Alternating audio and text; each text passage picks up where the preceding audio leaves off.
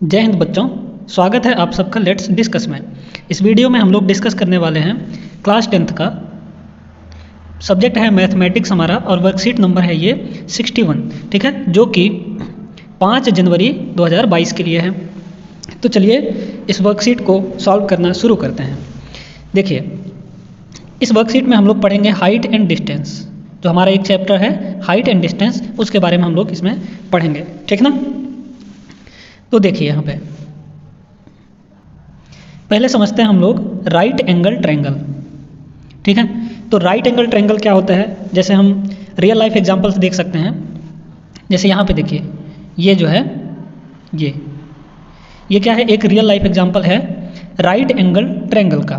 क्या है इसमें, एक ये दीवार है, ठीक है, ये दीवार है और ये क्या है, ज़मीन है। इस पे एक सीढ़ी रखा गया है, ठीक है, ये सीढ़ी है। तो ये एक राइट एंगल ट्रायंगल बना रहा है हमारा, ठीक ना। क्या बन रहा है, राइट एंगल ट्रायंगल। देखिए यहाँ पे ये और ये राइट एंगल का मतलब होता है 90 डिग्री का एंगल बनाना। तो ये 90 डिग्री का एंगल बना रहा है यहाँ पे, और ये हो गया सीढ़ी, ठीक है। तो ये ट्रायंगल जो बन रहा है वो एक राइट एंगल ट्रायंगल है, ठीक है। एक और एग्जाम्पल देखिए राइट एंगल ट्रायंगल का, यहाँ पे ये ठीक है, जो यहाँ पे पेड़ है, यहाँ पे इसको देखिए, ये और ये है पेड़ की परछाई, ठीक है। ये पेड़ है, ये पेड़ की परछाई है, और यहाँ से ये एक ट्रायंगल बन रहा है। तो यहाँ पे ये देखो, ये 90 डिग्री बन रहा है। तो ये क्या हुआ, एक राइट एंगल ट्रायंगल बन रहा है, ठीक है। इसके बाद एक और एग्जांपल देखिए, यहाँ पर ये है शिप वाला, ये शिप है ये, और ये हो गया आपका चिमनी, ठीक है, कोई कारखाना है, और ये, ठीक है। तो ये क्या बन रहा है, एक राइट एंगल ट्रायंगल बन रहा है, ठीक है। तो ये कुछ एग्जांपल्स हैं हमारे राइट एंगल ट्रायंगल के, ठीक है। अब देखिए यहाँ पे फिल इन द ब्लैंक्स दिया गया है, यहाँ पे देखते हैं, ठीक ना। ये पहला देखिए, the side opposite to B is called, angle B क्या है, देखो यहाँ पे। अब राइट एंगल ट्रायंगल में ये जो तीनों साइड्स हैं इनके कुछ ना कुछ नाम होते हैं, ठीक ना। तो ये जो राइट एंगल है, राइट एंगल जहाँ पे बन रहा है बी, ये वाला, इसके अपोजिट में जो भी होता है, राइट एंगल के 90 डिग्री जहाँ पे एंगल बन रहा है उसके जस्ट अपोजिट वाले को बोलते हैं हम लोग हाइपोटेनियस, ठीक है, एच, हाइपोटेनियस। तो the side opposite to angle B is called क्या, हाइपोटेनियस, ठीक है, एच। फिर है दूसरे नंबर पे, the side adjacent to angle C is called adjacent, adjacent मतलब साथ में। तो ये एंगल सी है, एंगल सी के साथ में ये साइड है बी सी, ठीक है। तो एंगल सी के साइड में जो है ये हमारा एडजेसेंट साइड, इसको क्या कहा जाता है, बेस, ठीक है, बेस, ये हो गया बेस। तो BC को क्या कहा जाएगा, बेस। यहाँ पे होगा हाइपोटेनियस फर्स्ट वाले में, और दूसरे वाले में हो जाएगा बेस, ठीक है। अब बोला है तीसरे नंबर पे, the side opposite to angle C, इस एंगल सी के अपोजिट में कौन सी साइड है, AB है। तो AB को बोला जाता है परपेंडिकुलर, ठीक है, perpendicular P।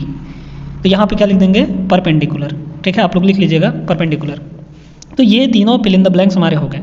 Right angle triangle में ये जो एंगल सी है उसके साइड वाले, उसके एडजेसेंट साइड को बेस कहा जाता है, उसके अपोजिट साइड को परपेंडिकुलर कहा जाता है, और जो एंगल राइट एंगल बन रहा है हमारा एंगल बी, उसके अपोजिट साइड को हाइपोटेनियस कहा जाता है। ये आप लोग समझ गए, ठीक है। अब चलते हैं आगे और इसमें देखते हैं ये, इसमें क्या बोल रही है ये, कि I can assume that now you can find many more examples of right angle. ये बोल रहे हैं कि मैं ऐसा कह सकती हूँ कि आप अब और बहुत सारे एग्जाम्पल्स देख सकते हैं राइट एंगल ट्रायंगल के, ठीक है। ट्रायंगल फ्रॉम योर सराउंडिंग, अपने आसपास के जो भी ट्रायंगल होंगे। इन दीज सिचुएशन, इन स्थितियों में, इन सिचुएशंस में we use some special terminology for angles. क्या बोल रही है कि इस सिचुएशन में जहाँ पे राइट एंगल ट्रायंगल बन रहा है, इस सिचुएशन में हम लोग स्पेशल टर्मिनोलॉजी यूज करते हैं एंगल्स के लिए, ठीक है, एंगल्स के लिए। Formed between the object, let's find out about these angles. चलिए इसके बारे में बात करते हैं। तो यहाँ पे दो एंगल्स के बारे में बात किया गया है, दोनों एंगल्स को हम लोग बारी बारी से समझते हैं, ठीक है। चलिए इसको पहले हम अपने से समझाते हैं एग्जाम्पल देके। देखिए मान लो ये एक बिल्डिंग है जहाँ आप रहते हो, ठीक ना, ये एक बिल्डिंग है जहाँ आप रहते हो और उसी के बगल से रोड गुजरा है, ठीक ना, ये रोड है, ये रोड है। एक आपका दोस्त जा रहा है कहीं स्कूल, ठीक है, स्कूल जा रहा है, तो वो यहाँ पे खड़ा है, यहाँ पे, ठीक है, यहाँ पे खड़ा है। इसको नाम दे देते हैं पॉइंट ए। अब इस पॉइंट पर आपका दोस्त खड़ा है और आप जो हैं बिल्डिंग के चौथे मंजिल पर हैं, यहाँ पर कहीं, ठीक है। इस पॉइंट को दे देते हैं नाम हम लोग बी। तो दोस्त आपका ए पॉइंट पर है और आप हैं बी पॉइंट पर।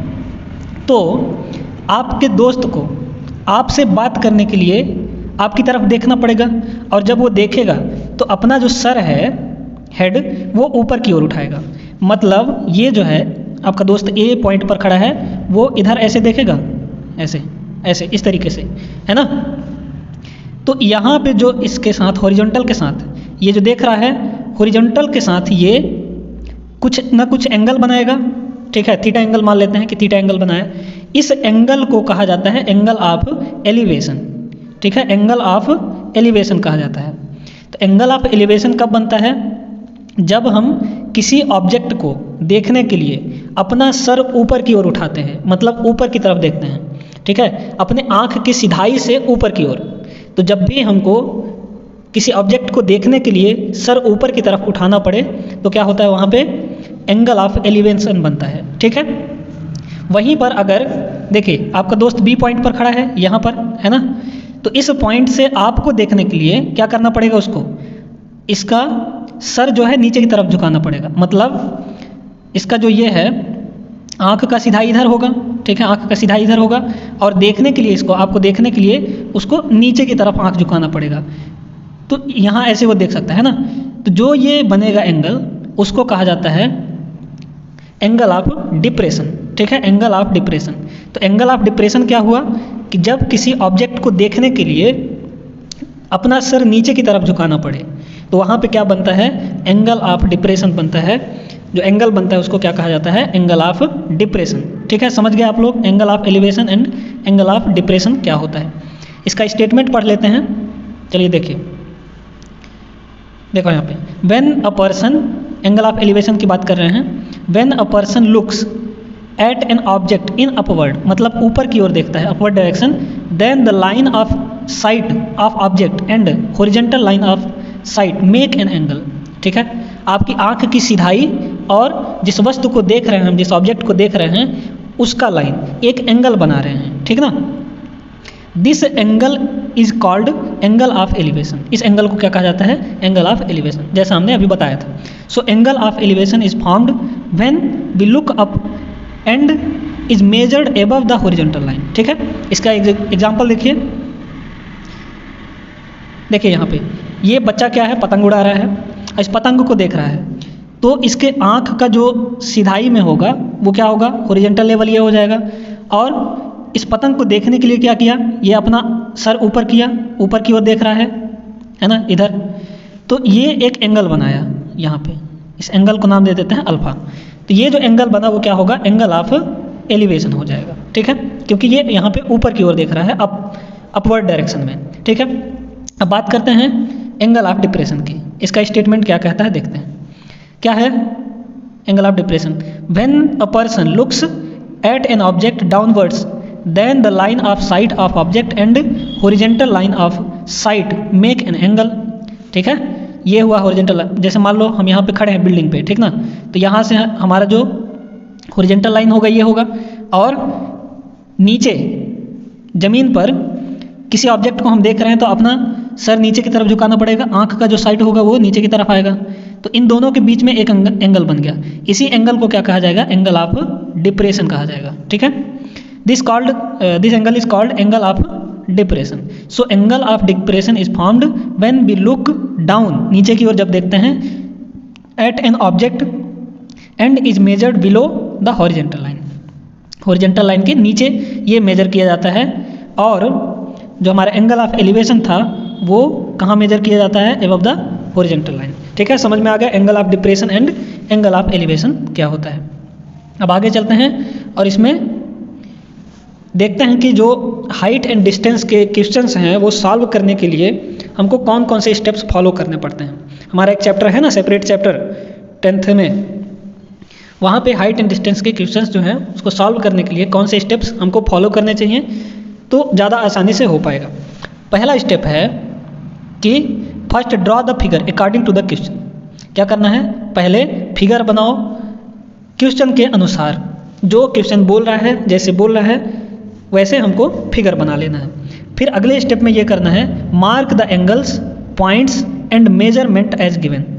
जैसा क्वेश्चन में बोला है वैसा एंगल बनाना है, पॉइंट्स बनाने हैं और उनका मेजरमेंट लिखना है, ये इतने मीटर पर है, ये इतने सेंटीमीटर पर है, ये सब चीज़ हमको लिखना है।